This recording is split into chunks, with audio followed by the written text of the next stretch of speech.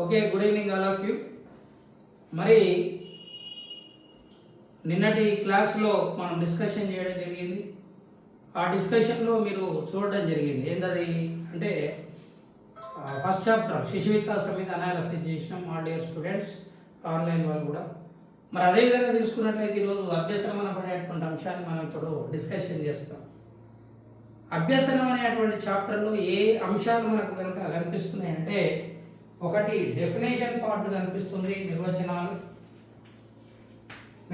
కనిపిస్తున్నాయి. అదేవిధంగా తీసుకున్నట్లయితే బాబు ఇక్కడ చూడు, నెక్స్ట్ వచ్చేసి మీకు రకాలు, అభ్యసనంలో ఉన్నటువంటి రకాల గురించి కనిపిస్తుంది. ఆ తర్వాత వచ్చేసి అభ్యసన సిద్ధాంతాలు కనిపిస్తున్నాయి, అభ్యసనంలో ఉన్నటువంటి దశలు కనిపిస్తుంది. అదేవిధంగా అభ్యసన ప్రభావితం చూసేటువంటి కారకాలు కనిపిస్తున్నాయి. నెక్స్ట్ వచ్చేసి అభ్యసన బదలాయింపు కనిపిస్తుంది. ఆ తర్వాత వచ్చేసి అభ్యసన వక్రరేఖ గురించి కూడా మనం మాట్లాడుకోవడం జరుగుతుంది. అభ్యసన బదలాయింపు సిద్ధాంతాలు కూడా చదివితే డిఎస్సి టెట్ రెండు కంప్లీట్ అయ్యి, టెట్ ఏరియాలో కొంత కవర్ చేయాల్సి వస్తుంది, టెట్తో పాటు డిఎస్సి కొంత కవర్ చేయాల్సి వస్తుంది. స్మృతి అనేటువంటి అంశం కూడా మనకు కనిపిస్తుంది. మరి ఇక్కడ మనం డిస్కషన్ చేసినట్లయితే ఏంది అసలు అభ్యసనం అంటే ఏంటి? ఓన్లీ క్లాస్ రూమ్లో కూర్చొని ప్రిపేర్ అయ్యి చదివేదా అభ్యసనం అంటే? లేదనుకుంటే కొత్త సబ్జెక్ట్ నేర్చుకోవడం అభ్యసనం అంటే? Only it's specified for the curriculum or syllabus, ఒక సిలబస్ కరికులానికి మాత్రమే పరిమితమైనటువంటిదా? లేదు ఉపాధ్యాయుడు పరీక్షలు పెడితే పరీక్షల కొరకు మాత్రమే సంబంధించినటువంటిది? ఇన్ జనరల్గా అభ్యసనం అనబడేటువంటి పదాన్ని మనం ఎక్కడ డిస్కషన్ చేస్తున్నాం అంటే ఎడ్యుకేషన్ విభాగంలో మాత్రమే మనం అబ్జర్వేషన్ చేస్తున్నాం. అంటే ఎక్కువ రిపీటెడ్గా వింటున్నాం ఆ వర్డ్ని. బట్ రిమైనింగ్ బయటకు వెళ్ళిన తర్వాత అభ్యసనం అనే పదాన్ని మనం వినట్లేదు. కానీ అభ్యసనం లాంటి పదం ఇంకొకటి ఉంది, దాని పేరు అభ్యాసం. ఒకసారి డిఎస్సిలో ఈ చిన్న క్వశ్చన్ ఇవ్వడం జరిగింది, చాలా జాగ్రత్తగా గమనించండి. సైకాలజీ ఎట్లుంటుందంటే ఎందుకంత ఈజీగా ఉండదని చదివేది ఒక ఎత్తు, ఎగ్జామ్లో బిట్ ఆన్సర్ చేసేది ఒక ఎత్తు. క్వశ్చన్ ఎట్లా ఇచ్చిండంటే థారండైక్ సిద్ధాంతాల్లో ఈ క్రింది వాళ్ళలో రెండవ నియమం ఏది అని అడిగాడు. ప్రధాన నియమాలలో రెండవ నియమం ఏది అని అడిగాడు. ఒకటి అభ్యసనం, 2 సంసిద్ధత నియమం, 3 ఫలిత నియమం, 4 అభ్యాస నియమం అని అడిగాడు. అడిగే వరకు ఆన్సర్ ఏంద్ర బాబు నువ్వులే, ఏంటిది ఆన్సర్? అయితే కొద్దిమంది ఏం చేసిరంటే ఆయన చెప్పినట్టే చెప్పారు. ఏమని? దాన్ని అభ్యసనం ఒకటో చూసి టక్కునంటే అభ్యసన నియమం అని చెప్పాడు. అభ్యసన నియమం అని చెప్పే వరకల్లా 4వది అప్పటికి ఆన్సర్ అయిపోయింది. అప్పుడు బొట్టువిలో వృద్ధి కార్యక్రమం కదా, ఇప్పుడు లెక్క ఓఎంఆర్ షీట్లో మీరు కనుక ఆన్లైన్లో పెట్టి మళ్ళీ మార్చేయడానికి ఛాన్స్ ఉంది. ఇప్పుడు టెక్నాలజీలో కొన్ని ప్లస్లు ఉంటాయి, కొన్ని మైనస్లు ఉంటాయి. మైనస్లు ఏముంటాయి సార్ అంటే, ఒక్క రూమ్లో ఏమైనా గందరగోళం చేసి పైరవకారులు అందరికి ఒకటే రూమ్ వేసిరు అనుకో, కష్టపడ్డ వాళ్ళంతా ఓదిపోయి ఒరిలోకి ఓడిపోతే వండక తిని ఓడిపోయిందని అందరూ ఓట్ చేసుకుంటూ పోతే ఒక రూమ్లో ఉన్న వాళ్ళకే డిఎస్సీలు వచ్చి కొట్టి, ఒక రూమ్లో ఉన్న వాళ్ళే గ్రూప్స్ వచ్చి కొట్టిపోయిన వాళ్ళు చూస్తున్నాం మనం. అట్లా కనుక ఒక సెంటర్ అంతా ఒకరికే ఇస్తే అది మనకు నష్టం యాజ్ పర్ ఆన్లైన్. ఆఫ్లైన్ పరంగా ఉన్నటువంటి అంశం ఏంటంటే, ఏదైతే ఈ బబ్లింగ్ చేసేటప్పుడు ఒకసారి బబ్లింగ్ ఫైనల్ అయిపోయింది, బబ్లింగ్ చేసినాం అయిపోయింది అనుకుంటే మన రెండోసారి ఆన్సర్ తెలిసినా కూడా అది రికవర్ కాకపోయేది. ఆ టైంలో థారండైక్ సిద్ధాంతంలో రెండవ నియమం ఏదని అడిగితే, 1 అభ్యసన నియమం, 2 సంసిద్ధత నియమం, 3 ఫలిత నియమం, 4 అభ్యాస నియమం అని ఇస్తే కొంతమందికి ఎట్లుంటుందంటే అందరూ ఫస్ట్ బ్యాటింగ్కే పోయినట్టుంటుంది. క్రికెట్లో బ్యాట్ పట్టుకొని ఓట్ అయిన తర్వాత ఓడిపోదని ఉండదు. అంటే నా అంత మనగాడ ఫస్టే అభ్యాస నియమం పెట్టేసి ఆన్సర్ ఫెయిల్ అవుతుంది. దేర్ ఈస్ డిఫరెన్స్ బిట్వీన్ అభ్యసనం, అభ్యాసం. ఇంత చిన్నగా ఇస్తాడు సార్ అంటే చిన్నది కాదు, అది ఉన్నదే. నీకోసం ఒక అక్షరం కట్ చేసి ఇవ్వలే. అభ్యసనం అంటే లెర్నింగ్, అభ్యాసం అంటే ప్రాక్టీస్. లా ఆఫ్ ఎక్సర్సైజ్ అంటాం థారండైక్ సిద్ధాంతంలో. Law of exercise, law of practice అంటాం. దిస్ వన్ ఈజ్ లెర్నింగ్ అంటే అభ్యసనం. సుదీర్ఘకాలం పాటు ఒక అంశాన్ని కష్టపడి ప్రయత్నం చేస్తే దాన్ని ఏమంటామంటే సాధన అంటాం. ఆ సాధన పరోక్షంగా దేని తెలుపుతుందంటే అభ్యాసం తెలుపుతుంది. మరి అభ్యసనం అంటే ఏంటి సార్ అంటే, అభ్యసనం it express through the performance but performance is not learning. Question ఎట్లా వస్తుంది, ఒక ఎగ్జాంపుల్ అప్లికేషన్స్ మాట్లాడదాం. ఎట్లా వస్తుంది, చదివేదేమో ఒకలాగా ఉంటుంది, ఎగ్జామ్లో బిట్ ఒకలాగా ఉంటుంది. ఎట్లుంటుంది చూద్దాం. ఈ క్రింది వాళ్ళలో అభ్యసనం ఏది? 1, ఒక పుస్తకాన్ని సమగ్రంగా చదివి పరీక్షలో మంచి మార్కులు సాధించడం. 2, చదివిన పుస్తకంలోని సారాంశాన్ని బట్టి పుస్తకంలో లేని కొత్త విషయాన్ని ఆవిర్భవించడానికి తన ఆలోచన దోహదం కావడం. 3, సుదీర్ఘకాలం పాటు ఒక అంశం పట్ల గత అనుభవాలను బేరీజు వేసుకుంటూ సాధన ద్వారా ఒక ప్రక్రియను పూర్తి చేయడం. 4, అంతవరకు తన ప్రవర్తనలో లేని ఒక కొత్త ప్రవర్తనకు కారణమైన తన అంతర్గత బహిర్గత ప్రక్రియల సమైక్య అంశం అన్నాడు అనుకోండి, ఆ 4th వన్ కరెక్ట్ అవుతుంది. మిగిలిన 3 ఎందుకు కావంటే మిగిలిన 3 concrete, you can see them, వాటిని నువ్వు అబ్జర్వ్ చేయగలుగుతావు. ఒక వ్యక్తి పరీక్ష రాసిండు, మార్కులు వచ్చినాయి, కనిపిస్తాడు. ఓకే, ఆ సొంత ఆలోచనతో ఒక దాన్ని చేసిండు, సృజనాత్మకతగా చేసిండు, కనిపిస్తుంది. ఏది మనకు కనిపిస్తుందో, ఏది మనకు వినిపిస్తుందో, ఏది మన కళ్ళకు కట్టినట్టు ఒక పాట పాడుతుంది అద్భుతంగా ఒక అమ్మాయి, అది కాదు అభ్యసనం. అప్పటి వరకు పాట తెలవదు, తర్వాత పాట పాడింది. In between of this end behaviour and initial behaviour, the total process is called as learning. The learning is the process but not product. This process in between of end behavior and initial behavior is called learning. అభ్యసనం అంటే అంత్య ప్రవర్తన minus ప్రవేశ ప్రవర్తన. ఇది ఒక చదువుకే కాదు. మీరు గమనించినట్లయితే మనం గతంలో కూడా డిస్కషన్ చేసుకున్నాం. అభ్యసనం అనబడేటువంటి అంశం ఏదైతే ఉందో ఆ అభ్యసన ప్రక్రియ, ఈరోజు ఎంతమంది కొత్త వాళ్ళు వచ్చారు? ఓకే, మరి అభ్యసనం అనబడేటువంటి ప్రక్రియ ఏదైతే ఉందో అది మీరు లెర్నింగ్ ప్రాసెస్ ఏదైతే ఉందో, ఇది సర్కస్లో తీగపై నడిచేటువంటి స్త్రీ కావచ్చు, లేకపోతే ఎన్నడూ చెట్టెక్కనటువంటి ఒక గీత కార్మికుడు చెట్టు ఎక్కి నేర్చుకున్నాడు. చెట్టు ఎక్కడం అనేది పర్ఫార్మెన్స్. చెట్టు ఎక్కడం రాకపోవడానికి, చెట్టు ఎక్కడం రావడానికి మధ్యలో చేసినటువంటి తన ప్రవర్తనలో వచ్చిన మార్పే అభ్యసనం. సో దీనికోసం బెర్న్హార్డ్ ఇచ్చిన నిర్వచనం ఏంది, హిల్గార్డ్ ఇచ్చినటువంటి నిర్వచనం ఏంది, స్మిత్ ఇచ్చిన నిర్వచనం ఏంది, క్రో ఇచ్చిన నిర్వచనం ఏంది, జిడి బోస్ ఇచ్చిన నిర్వచనం ఏంది, మన్ ఇచ్చిన నిర్వచనం ఏమిటి, పియాజే ఇచ్చిన డెఫినేషన్ ఏమిటి అనేది డెఫినేషన్ పార్ట్లో మనం డిస్కషన్ చేస్తాం. ఈ పాఠం అభ్యసనం అనే పాఠంలో అభ్యసనం నిర్వచనాలు ఉన్నాయి, బదలాయింపు నిర్వచనాలు కూడా మనకు కనిపిస్తున్నాయి. స్మృతి నిర్వచనం గురించి మన్, జేమ్స్ హ్యావర్, రైబర్న్ వీళ్ళు ఇచ్చిన డెఫినేషన్స్ కూడా మనం చర్చిస్తాం. బదలాయింపులో గ్యారెంట్ డెఫినేషన్ తీసుకుంటాం. అభ్యసన వక్రరేఖ నిర్వచనం తీసుకుంటాం. ఓవరాల్గా ఇందులో ఒక 7, ఇందులో ఒక 4 11, 2 13, 4 17, అటు ఇటుగా 15 అనుకోండి, 15 డెఫినేషన్స్. అందులో ఒక 5 మంచి నిర్వచనాలు నేర్చుకుంటే సరిపోతుంది. నేను పాఠం చెప్పట్లేను, డెమో, ఓన్లీ ఈ డెమోనే హాజరైన వాళ్ళకి. ఇక పోతే అభ్యసనంలో రకాలు ఏమున్నాయి? శాబ్దిక అభ్యసనం అంటే ఏమిటి, మరి అదేవిధంగా తీసుకుంటే విచక్షణ అభ్యసనం అంటే ఏమిటి, సమస్య పరిష్కార అభ్యసనం అంటే ఏంటి, చలన అభ్యసనం, ఇట్లా రకాలు ఉంటాయి. సిద్ధాంతాలకు అభ్యసన రకాలకు రెండింటికి ఇంటర్లింక్ పెడతారు. అర్థం కావట్లేదు సార్ అంటే, సిద్ధాంతాల గురించి మీకు తెలుసు, అందులో పావులోవ్ సిద్ధాంతం ఉంది. నెక్స్ట్ వచ్చేసి ఎవరిది, థారండైక్ సిద్ధాంతం ఉంది, వాట్సన్ సిద్ధాంతం ఉంది. ఇక్కడ రాద్దాం, వాట్సన్ సిద్ధాంతం ఉంది, స్కిన్నర్ సిద్ధాంతం ఉంది, కోహిలర్ సిద్ధాంతం ఉంది. ఇవే కదా మీకున్నది. పరిశీలనాత్మక అభ్యసనం, బంధువుల సిద్ధాంతం ఉంది. ఈ సిద్ధాంతాలని ఈ రకంగా చదువుకుంటాం. వాడు క్వశ్చన్ ఏ రకంగా ఇస్తాడంటే చలన అభ్యసనం ఈ క్రింది వారిలో ఎవరి సిద్ధాంతం అంటాడు, థారండైక్ సిద్ధాంతం. అట్లా మరి పావ్లోవ్ సిద్ధాంతంలో ఒక గంట శబ్దానికి ఇతర శబ్దాలకు తేడా గుర్తించింది. అయినా ఏ అభ్యసనం జరిగింది అంటాడు, discriminative learning. The dog can identify the difference in between what she learned, the Pavlov sound, what is the sound he has given, and remaining other sounds. It discriminates the both different sounds.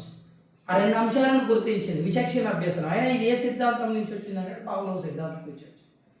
Next వచ్చేసి అట్లా సమస్య పరిష్కార అభ్యసనం. ఇది వచ్చి ఎగ్జామ్లో చూడండి ఎట్లుంటుందో. అప్లికేషన్స్ జనరల్ అప్లికేషన్స్ మాట్లాడదు, ఇంకా సబ్జెక్ట్ డెప్త్ లెక్క మనం రాలే. సమస్య పరిష్కార అభ్యసనం అనేది క్రింది వారిలో ఏ సిద్ధాంతానికి చెందింది? 1 పావ్లోవ్, 2 థారండైక్, 3 స్కిన్నర్, 4 కోహిలర్ అంటాడు. Answer Kohler answer. ఇది మామూలు అప్లికేషన్. డెప్త్కి ఇచ్చిండు అనుకోండి, వాడే మొత్తం రాస్తాడు. జర్మనీ దేశస్థుడైన Wolfgang Kohler mentality of apes అను తన గ్రంథంలో చింపాంజీ పైన కట్టినటువంటి అరటి పళ్ళను తనకై తానే ప్రయత్నం చేసి అరటి పళ్ళను అందుకున్నది. థారండైక్ సిద్ధాంతంలో పిల్లి బోనులో బంధించబడి తనకు తానుగా బోను నుండి బయటకు వచ్చింది. అయినా ఇందులో సమస్య పరిష్కార అభ్యసనం ఏది అని క్వశ్చన్ అడగరే, ఏది అని అడుగుతాడు. అడిగి 1 పావ్లోవ్ సిద్ధాంతం, 2 థారండైక్ సిద్ధాంతం, 1 వద్దు, ఏ పావ్లోవ్ సిద్ధాంతం, బి థారండైక్ సిద్ధాంతం, సి కోహిలర్ సిద్ధాంతం అని ఇచ్చి 1 ఏ మరియు బి, 2 బి మరియు సి, 3 సి మరియు ఏ, 4 ఓన్లీ సి మాత్రమే అంటే ఆన్సర్ ఓన్లీ కోహిలర్ మాత్రమే. నువ్వెంతసేపు డిస్కషన్ చేసినప్పటికీ, ఎన్ని గంటలు డిస్కషన్ చేసినప్పటికీ ఒక్కటే గమనించండి మిత్రులారా, కోహిలర్ సిద్ధాంతం ఎన్నడూ థారండైక్ సిద్ధాంతం ఏనాడు కూడా కోహిలర్ సిద్ధాంతాన్ని డామినేట్ చేయలేదు. It's impossible to overlap the Kohler theory by Thorndike trial and error theory. Because of Thorndike theory is a trial and error theory, it's indicating the motor learning. This is the learning of motor parts in our body like hands and legs. But whereas the operations will generate in our brain according to Wolfgang Kohler, just it's possible with the spontaneous thinking and intellectual wave which comes from our brain. మన mind నుంచి వచ్చేటువంటి ఒక మేధో తరంగం, it cause to have the creativity and problem solving method. అలా సమస్య పరిష్కార సిద్ధాంతానికి కారణమైనటువంటిది కోహిలర్ సిద్ధాంతం. అక్కడెక్కడ లేదు. అనుకరణకు సంబంధించింది ఏది అంటాడు? బంధూర సిద్ధాంతం. ఈ క్రింది వారిలో యత్న రహిత సిద్ధాంత కర్త ఏది అంటాడు అమ్మాయి. యత్నరహిత సిద్ధాంత కర్త ఎవరు అంటాడు? యత్నరహిత అంటాడు. ఆలోచించేది లేదు. యత్నదోష చదివి నేను చెప్పి థారండైక్ పడతావు ఆన్సర్ యత్నరహిత అంటే ఫస్ట్ ట్రయల్లోనే సక్సెస్ అయ్యింది. ఈ యత్నదోష సిద్ధాంతాన్ని చెప్పింది అప్లికేషన్స్ మాట్లాడుతున్న ఈరోజు జస్ట్ డెమో కాబట్టి. యత్నదోష సిద్ధాంతం చెప్పింది థారండైక్ సిద్ధాంతం.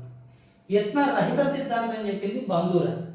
అయినా మళ్ళీ ఆయన క్వశ్చన్ ఇస్తాడు, అయినా థారండైక్ సిద్ధాంతానికి సంపూర్ణ వ్యతిరేక సిద్ధాంతం ఏది? Which theory is completely opposite to the Thorndike theory అని ఇస్తాడు.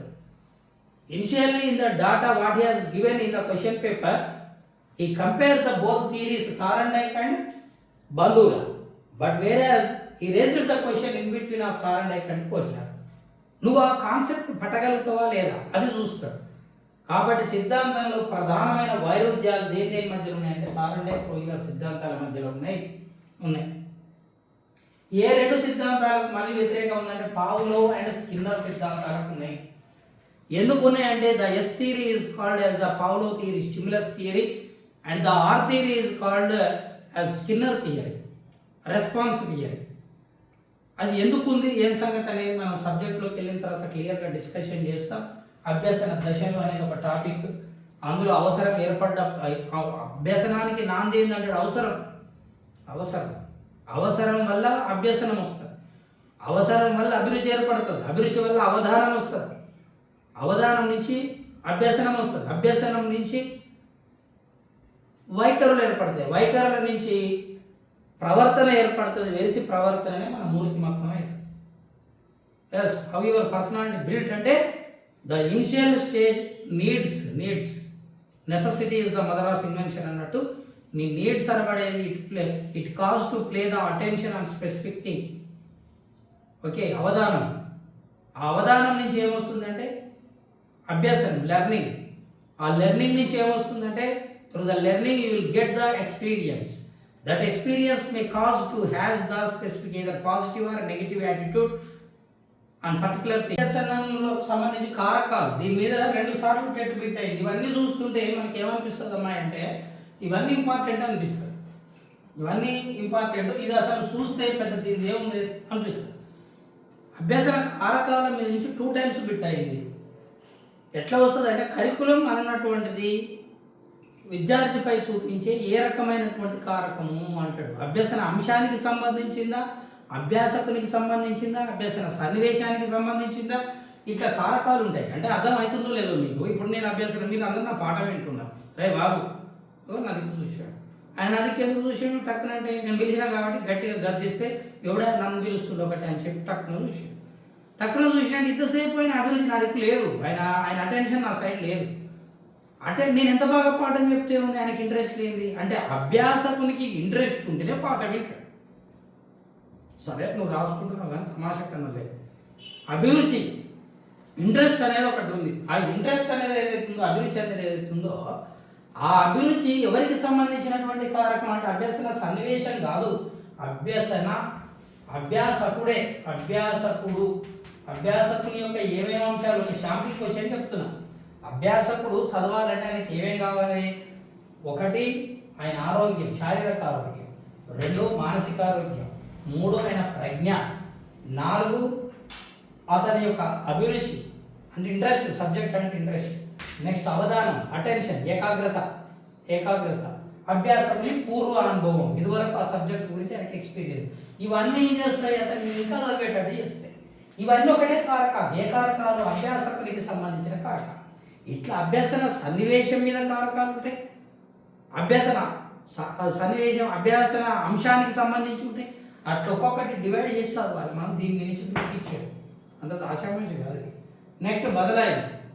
నేర్చుకున్న ఒక విషయం ఎంత సింపుల్గా అడుగుతాడంటే, ఇప్పుడు ఆన్లైన్లో మీరు కూడా అభ్యసన బదలాయింపు అంటే ఏంది? నా నుంచి నాకే బదలాయింపు జరగడమా, నా నుంచి ఇతరులకు బదలాయింపు జరగడమా? అంటే నా నుంచి నాకు జరగడం కాదు, నా నుంచి ఇతరులకు జరగడం, ఇతరుల నుంచి నాకు జరగడం. That is transformation of learning అని so many people do the blunder, so many people do the mistake. ఏమని మిస్టేక్ చేస్తారు వాళ్ళంటే, the learning transformation is possible from 1 person to another person అని చెప్పి చేస్తారు.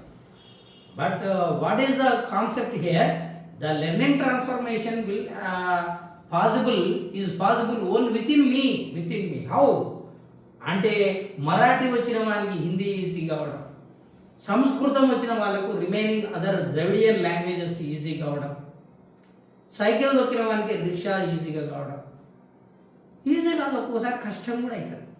కష్టం ఎట్లయితుంది సార్ నాకు అర్థమవుతుంది లేదంటే, మరి బ్రిటన్ ఇంగ్లీష్ స్లాంగ్ యాక్సెంట్ నేర్చుకున్న వానికి American accent of speaking disturb చేస్తారు.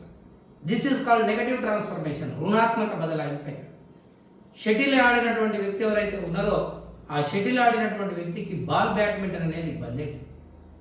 Both shuttle and badminton the bats are looking same, but whereas the playing method and using ball, nature of that ball, దాని ఏమంటాం, దాంట్లో ఉన్న smoothness, that is difference in between the both. ఆ రెండింటిలో తేడా ఉంది. అట్లా ఉండడం నెగిటివ్ ట్రాన్స్ఫర్మేషన్. సంబంధమే లేదనుకో, శూన్య ఆన్లైన్ క్లాసులు బాగా చెప్పగలిగిన నేను మరి ఏదో స్కై డైవ్ వేస్తారు. ఆ స్కై డైవ్ వేయడం అన్నది ఈ రెండింటి మధ్య ఏ బదలాయింపు అని అనుకో, స్కై డైవ్కి ఆన్లైన్ క్లాసులకి ఏం సంబంధం ఉంటుంది? ఏముండదు. మరి ఆన్లైన్ క్లాసుల్లో పాఠం బాగా చెప్పే ఉపాధ్యాయుడు యూట్యూబ్లో రీల్స్ చేయడం అన్నది ఏమిటి అని అనుకో, యూట్యూబ్లో రీల్స్ డ్యాన్స్ చేసేటోడు చేస్తారు, అందరు చేస్తారు, దానికి నాకేం సంబంధం? కాబట్టి శూన్య బదలాయింపు. నెక్స్ట్ అభ్యసన వక్రరేఖ, లెర్నింగ్ కర్వ్. దీని మీద నుంచి కూడా డిఎస్సిలో క్వశ్చన్స్ అడిగిండు. ఎట్లా కాకుండా పుటాకార వక్రరేఖ అంటే కన్కేవ్ learning curve, convex learning curve అంటాడు. పుటాకార వక్రరేఖ అంటే ఏంది, కుంభాకార వక్రరేఖ అంటే ఓకేనా. ఐడియల్ లెర్నింగ్ కర్వ్ అంటే ఏంది, అందులో ఎన్ని దశలు ఉన్నాయి, ఎస్సాకార సిగ్మాయిడ్ వక్రరేఖ అంటే ఏంది, ఈ వక్రరేఖలు ఎందుకు ఏర్పడతాయి, how the flat stage will come in the learning, ఎట్లా పీఠభూమి దశ వస్తుంది, how can we overcome the flat stage, ఏ విధంగా పీఠభూమిని మనం అధిగమించగలుగుతాం, what are the reasons to got the flat, అంటే ఎందుకు ఏ కారణాలు పీఠభూములు ఏర్పడతాయి, ఎవరిలో ఏర్పడతాయి? పదే పదే పీఠభూములు ఏర్పడితే ఏమవుతుంది? If the flat stages will come frequently, what the learning process will come in the individual student అని చెప్పేసి అడిగితే దానికి ఆన్సర్స్ యాక్స్ ఉంటాయి. ఓకే, ఈరోజు ఒక చిన్న బిడ్డ అభ్యాసం ఎట్లుంటుంది అనేది మీకు చూపించినాను. ఆ తర్వాత రేపటి నుంచి దీని గురించి అనాలిసిస్ చేసుకుంటుందా. Wish you all the best, all of you. Wish you all the best. శుభం భూయాత్ bye all of you. Thank you.